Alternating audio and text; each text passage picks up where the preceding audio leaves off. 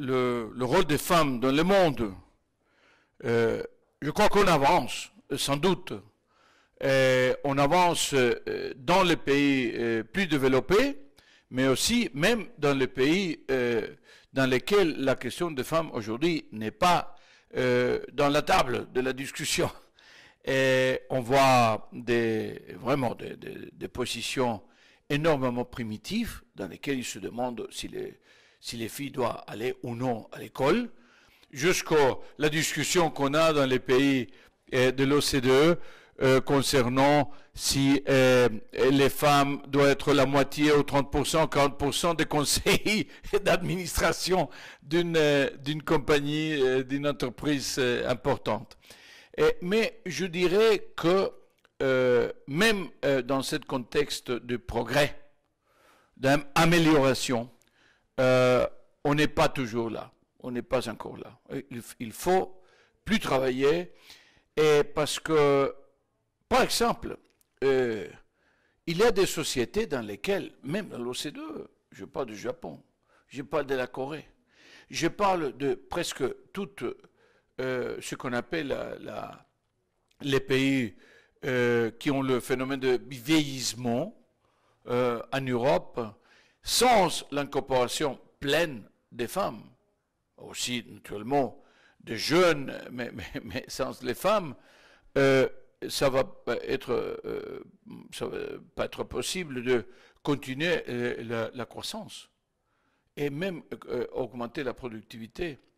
Ça veut dire que la participation des femmes, c'est essentiel. Alors, G20, aujourd'hui, hier, ils ont décidé qu'ils vont proposer aux leaders à Brisbane, à l'Australie, qu'il doit avoir une convergence des politiques sociales, économiques, etc., pour encourager la participation des femmes d'une telle manière que d'ici à 2025, on peut réduire à 25% l'écart de participation dans le marché du travail entre les hommes et les femmes. Ça veut dire que si aujourd'hui il y a 80% de participation des hommes et dit-on 40% de participation des femmes, pour exagérer, qu'il faudrait d'ici à 2025 réduire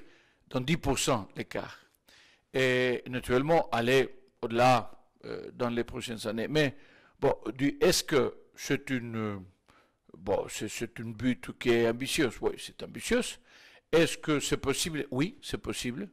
On a des exemples de pays comme l'Espagne qui ont réduit en 40%, pas en 25%, en 40% en 10 ans. Ça veut dire que c'est possible. Mais même aujourd'hui, on se pose entre les pays plus développés du monde la question de l'égalité entre les hommes et les femmes comme un but inachevé. Idéalement, ça devrait sortir de la culture, de la société. Parce que si vous demandez à n'importe qui, vous dites absolument, égalité, on est les mêmes, on va avoir les mêmes droits, les mêmes... mais surtout, est-ce qu'ils ont les mêmes opportunités? Bon, côté éducation, on a beaucoup avancé. Je crois qu'aujourd'hui, l'accès à l'éducation ne se débat que dans très peu de pays, dans le monde même, et surtout pas dans les pays OCDE. La performance, les filles sont plus performantes dans beaucoup d'aspects.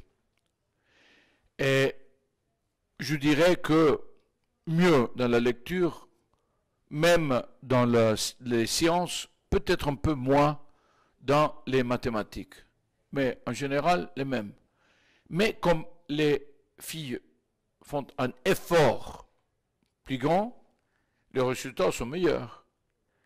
Mais est-ce que ça s'est traduit dans les résultats, dans le travail, dans les professionnels? Non, malheureusement pas, parce que il y a une culture dans le centre de travail, dans le choix entre les hommes et les femmes, dans ce qu'on appelle le pay gap, ça veut dire la différence entre la rémunération, même quand on a les mêmes compétences et les mêmes responsabilités. Et alors, ça veut dire que beaucoup, c'est dans la culture.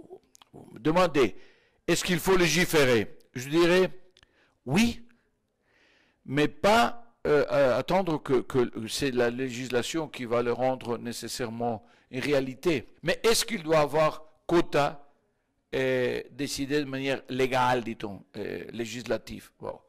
Si on n'avance pas de manière suffisamment rapide, oui. Je dirais que c'est une ressource, c'est une solution possible. Et même ça n'assure pas qu'on va l'avoir après, le jour après qu'on a légiféré. Hein. Dans la culture, il y a toujours une certaine acceptation de certains aspects du rôle des femmes. Mais dit-on qu'on passe très rapidement à une culture OCDE, pays riches, pays développés, etc. Les États-Unis, Angleterre, Allemagne, même en France.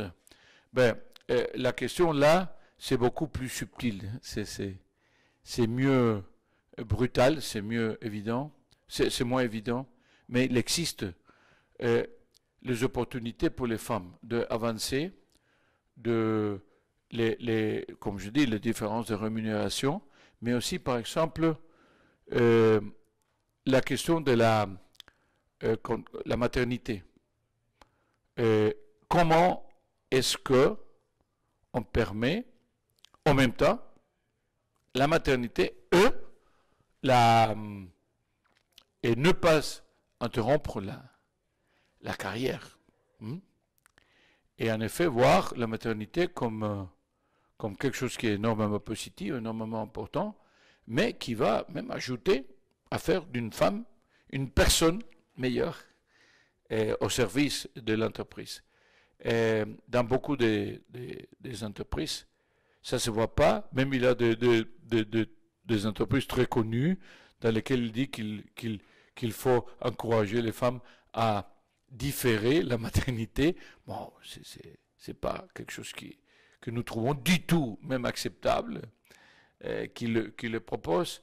Il y a d'autres dans lesquels il dit non, j'aime plus les femmes qui ne demandent pas hausse de salaire. Bon, naturellement, si on croit qu'on mérite une hausse de salaire, il faut demander. Mais ça te dit que naturellement il y a une culture, toujours. Ça nous dit qu'il y a une culture qu'il faut combattre, que l'histoire n'est pas finie.